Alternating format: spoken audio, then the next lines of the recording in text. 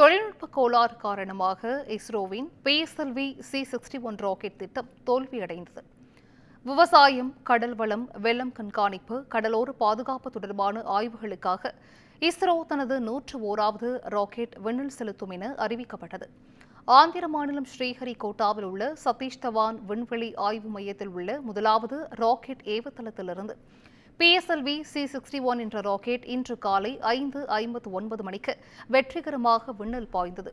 அதிநவீன பூமி கண்காணிப்பதற்காக 1696.24 கிலோ எடை கொண்ட EOS-09 என்ற செயற்கைக்கோளை சுமந்தபடி விண்ணில் செலுத்தப்பட்டது.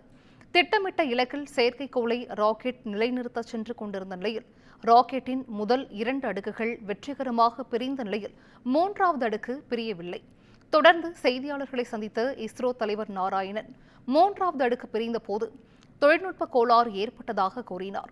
தொடர்ந்து இஸ்ரோவின் PSLV C61 ராக்கெட் திட்டம் தோல்வியடைந்ததாகவும் தவறுகளை சரி செய்து மீண்டு வருவோம் எனவும் அவர் அறிவித்தார். இந்நிலையில் PSLV C61 ராக்கெட்டை மீண்டும் தயாரிக்க 1½ ஆண்டுகள் ஆகும் என விஞ்ஞானிகள் தகவல் தெரிவித்தனர்.